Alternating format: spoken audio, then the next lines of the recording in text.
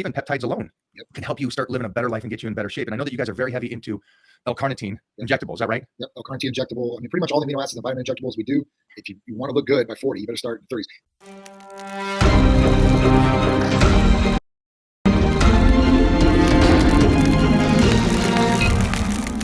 I get a lot of people saying, I love it. You give me hope to be in shape at that age.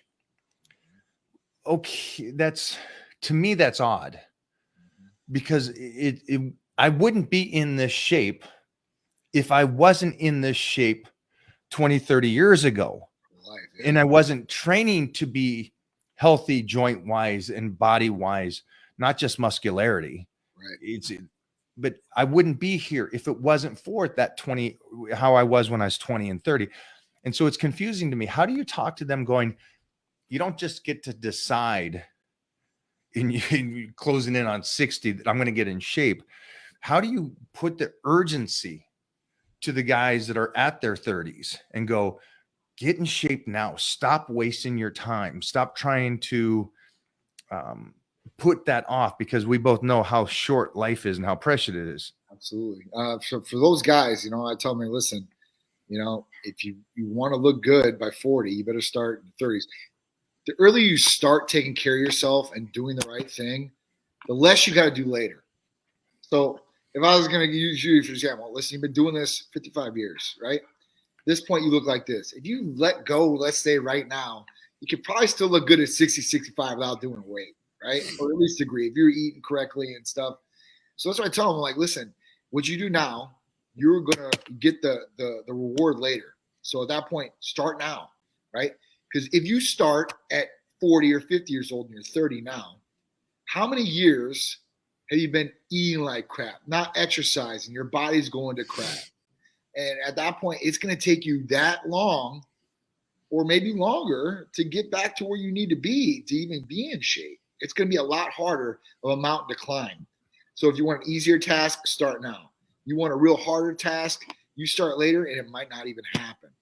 You might not even get to that point in your life because we have no idea when we're going to go. I mean, we could go tomorrow. You get hit by a train, a truck. The apocalypse could happen. Anything. Yeah. But I was watching a guy that was on HRT talking about being on HRT, a basic dose, I guess a basic dose that an HRT company would put you on. And he was taking his shirt off around a lot of guys that were very heavily dosed. And it wasn't much difference. Right. And it was a cool thing for him to go out there and say, hey, yes, I'm doing this, but this is all I'm taking. And I'm not that far off of these guys, right? And I thought that was great. And it goes back to my discussions with Lee Priest or any of the great pros that talk about it isn't this crazy gym culture that you need to do. Right. You could call up Titan Medical, find out where your blood work at, and see if there is something there. Even peptides alone can help you start living a better life and get you in better shape. And I know that you guys are very heavy into L-carnitine injectable. Is that right? Yep. L-carnitine injectable. I mean, pretty much all the amino acids and vitamin injectables we do.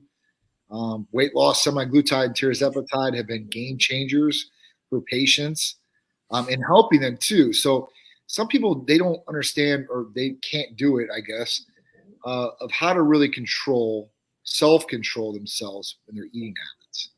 It's a big one. So some people are stress eaters. Some people just like to eat. And that's what happens. So at that point, those medications, they curb the appetite. So it actually teaches somebody, or it could, if they use it as a tool, to eat better food sources and smaller portions of foods. So it would train them. And if you do that for so long and you get into a good habit, I think it's 21 days, you do something consistently, you get into a habit of that. Whether it's putting on a seatbelt, stopping smoking, drinking water, whatever it is. I love that you said the seatbelt because I'm one of those era. I'm a Gen X. Is that what I am? Yeah, I'm a Gen X, and so I was the guy. We didn't have to wear helmets on the motorcycles. We didn't have to wear seatbelts. Yeah. We were in the back of the pickup trucks dancing, but it was that 21 days of putting the seatbelt on when that law came in, and it was triggered to it. And it is such an amazing thing when you do create a habit that it's so concrete in that foundation of who you are Yep.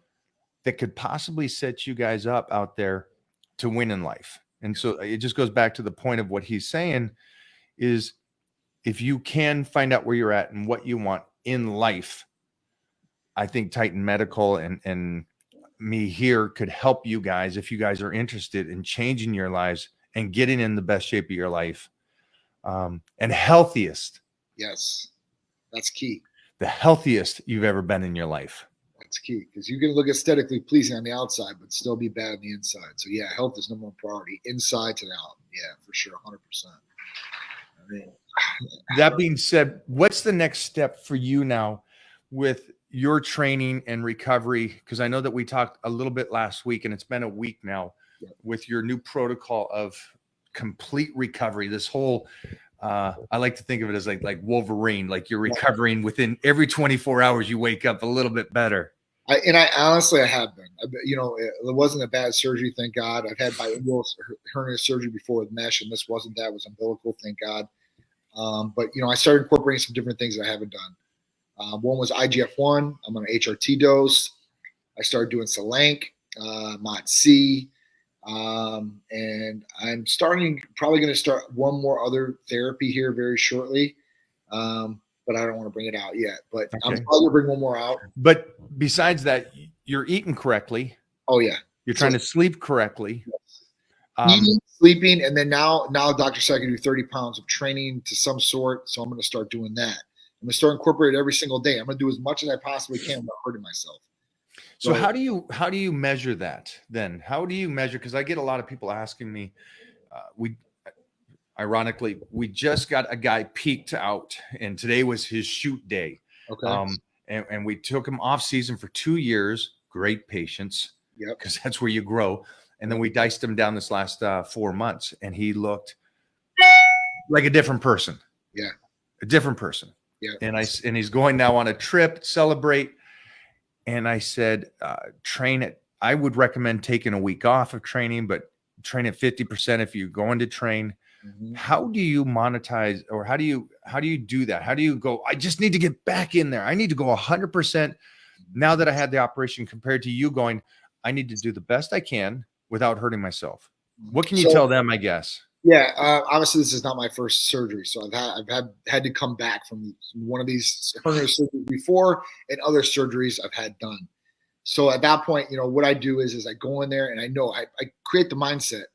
I'm not going to be going back at 100%. So when I left the gym and what I was doing then is not going to work for me now.